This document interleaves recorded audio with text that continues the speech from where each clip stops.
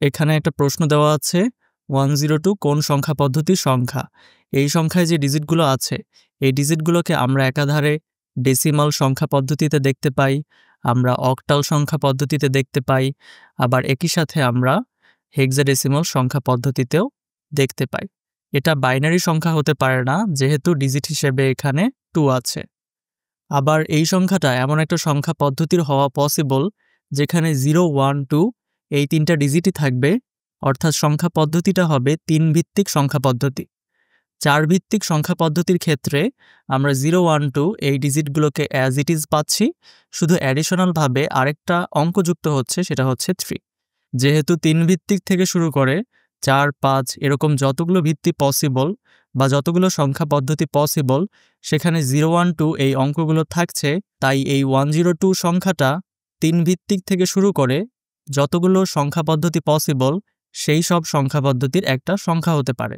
এখন এই বিষয়টাকে যদি আমরা নির্দিষ্ট করতে চাই তাহলে এর সাথে আমাদেরকে বেস অ্যাড করতে হবে। যদি আমরা চাই এই সংখ্যাটাকে ডেসিমাল সংখ্যা পদ্ধতির সংখ্যা বলতে তাহলে ভিত্তি 10 অ্যাড করব। যদি চাই এই সংখ্যাটাকে অক্টাল সংখ্যা পদ্ধতির বলতে তাই ভিত্তি হিসেবে 8 যোগ করব। আবার যদি চাই এই সংখ্যাটা শুধু 3 ভিত্তিক সংখ্যা পদ্ধতিরই হোক তাহলে ভিত্তি হিসেবে 3 যোগ করব। অন্যথায় আমরা নির্দিষ্টভাবে বলতে পারবো না এই সংখ্যাটা আসলে কোন সংখ্যা পদ্ধতির। এখানে একটা প্রশ্ন দেওয়া আছে পজিশনাল সংখ্যা পদ্ধতিতে পজিশনের মান কত। ডেসিমাল, বাইনারি, অক্টাল, হেক্সাডেসিমাল এবং নিজের ধরা সংখ্যা পদ্ধতির ক্ষেত্রেও বের করতে হবে। তো আমরা যদি ডেসিমাল থেকে বের করা শুরু করি, আমরা কি জানি ডেসিমাল সংখ্যা পদ্ধতিতে প্রথম পজিশনের ভ্যালু হচ্ছে 1, এর সামনের ঘরের ভ্যালু হচ্ছে 10, এর সামনের ঘরের ভ্যালু 100, এর সামনের ঘরের ভ্যালু 1000, এরকম করে যাচ্ছে। এখন এই ভ্যালুগুলো আসছে কিভাবে? আমরা যদি 1-এর সাথে 10কে গুণ করি 10 পাচ্ছি, 10-এর সাথে 10কে গুণ করলে 100 পাচ্ছি, 100-র সাথে 10কে গুণ করলে আমরা 1000 পাচ্ছি। আর 10 কি? 10 হচ্ছে ডেসিমাল সংখ্যা পদ্ধতির ভিত্তি, অর্থাৎ মানগুলো আমরা 10 গুণোত্তর হারে পাচ্ছি। এখন তোমাদেরকে যদি একটা বিষয় জানাই, যে কোনো নাম্বার সেটা যদি 0 না হয় সেটা পজিটিভ হতে পারে, নেগেটিভ হতে পারে, এর উপরে পাওয়ার হিসেবে 0 দিলে আমরা ভ্যালু হিসেবে 1 পাবো। তাহলে এই 1-এর জায়গায় আমরা 10 টু দি পাওয়ার 0 দিতে পারি এই বিষয়টা অনুযায়ী। 10-এর উপরে পাওয়ার 0 দিলে কি বোঝাবে? 1। 10-এর উপরে পাওয়ার 1 দিলে 10 হচ্ছে, 10-এর উপরে পাওয়ার 2 দিলে 100 হচ্ছে, 10-এর উপরে পাওয়ার 3 দিলে 1000 হচ্ছে। অর্থাৎ এভাবে করে আমরা সংখ্যাগুলোকে পাচ্ছি। এখন এটা তো গেল পূর্ণাংশ। সংখ্যার মধ্যে দশমিক পার্ট থাকতে পারে না। দশমিক পার্টের ক্ষেত্রে পজিশনের ভ্যালুগুলো কিভাবে আসবে? তুমি একটা বিষয় লক্ষ্য করো, শুরুর সংখ্যাটার পাওয়ার এখানে কত? 0, এরপরে 1 হচ্ছে, 2 হচ্ছে, 3 হচ্ছে, এরকম করে সামনের দিকে বাড়ছে। এখন আমরা যদি এখানে দশমিক দেই, দশমিকের ঠিক পরের অবস্থানের ভ্যালু তোমার মতে কি হবে? এটা হবে 10 ইনভার্স 1। এর পরের পজিশনের ভ্যালু হবে 10 ইনভার্স 2। এর পরের পজিশনের ভ্যালু 10 ইনভার্স 3, এরকম করে কমতে থাকবে। বোঝা গেছে? এখন এখানে যদি একটা ডেসিমাল নাম্বার দেওয়া থাকতো 0.375, আমরা জানি ডেসিমালের ঠিক পরের পজিশনের ভ্যালু 10 ইনভার্স 1, এরপরেরটা 10 ইনভার্স 2, এরপরেরটা 10 ইনভার্স 3। এখন অঙ্কগুলোকে যদি তাদের অবস্থানের ভ্যালু দিয়ে গুণ করি আমরা এই সকল অঙ্কের ক্ষেত্রে স্থানীয় মান পাবো। যেমন 5কে তার অবস্থানের ভ্যালু 10 ইনভার্স 3 দিয়ে গুণ করলে 5-এর ক্ষেত্রে একটা স্থানীয় মান পাবো। 7কে আমরা 10 ইনভার্স 2 দিয়ে গুণ করলে তার জন্য একটা স্থানীয় মান পাবো।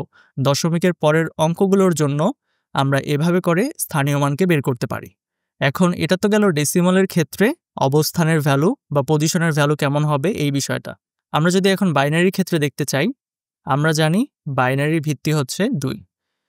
বাইনারির ক্ষেত্রেও পজিশনের ভ্যালু শুরু হবে 1 থেকে, এরপরে ভিত্তি 2 গুণ হবে, 2 গুণ হলে সামনের পজিশনের ভ্যালু পাচ্ছি 2, 2-এর সাথে আবার 2 গুণ হবে, পাবো 4, আবার 2 গুণ হবে, পাবো 8, এরকম করে আমরা বাইনারির ক্ষেত্রে পজিশনের ভ্যালুগুলোকে পাবো। আমরা তো দেখলাম যে কোনো সংখ্যার উপরে পাওয়ার 0 দিলে রেজাল্ট 1 দিচ্ছে, তাই এই 1কে আমরা 2 টু দি পাওয়ার 0 দ্বারা রিপ্রেজেন্ট করতে পারি, এই 2কে 2 টু দি পাওয়ার 1, 4কে 2 স্কোয়ার, 8কে 2 কিউব দ্বারা, এরকম করে আমরা বের করব। এখন যদি দশমিক থাকতো, দশমিকের পরের পজিশনের ভ্যালুগুলো কিভাবে বের করতে পারতাম?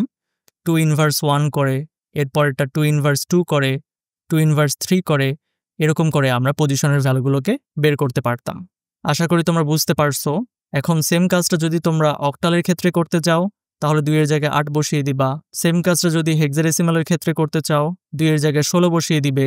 সেম কাজটা যদি তোমার নিজের সংখ্যা পদ্ধতির ক্ষেত্রে করতে চাও তোমার সংখ্যা পদ্ধতির ভিত্তিকে 2 এর জায়গায় বসিয়ে দিলেই কিন্তু পজিশনের ভ্যালু কেমন হবে এই বিষয়টা পেয়ে যাবে। এখানে একটা প্রশ্ন দেওয়া আছে, n অঙ্কের বৃহত্তম ও ক্ষুদ্রতম সংখ্যা কত এটা বের করতে বলেছে। ডেসিমাল, বাইনারি, অক্টাল, হেক্সাডেসিমাল এবং নিজের সংখ্যা পদ্ধতির ক্ষেত্রে বের করতে হবে। যে কোনো সংখ্যা পদ্ধতির ক্ষেত্রে আমরা যদি n অঙ্কের বৃহত্তম সংখ্যাকে বের করতে চাই সেই সংখ্যা পদ্ধতির সবচেয়ে বড় নাম্বারকে আমাদেরকে n বার লিখতে হবে। ফর এক্সাম্পল, আমরা যদি 3 অঙ্কের বৃহত্তম সংখ্যা বের করতে চাই ডেসিমালের ক্ষেত্রে কত হবে?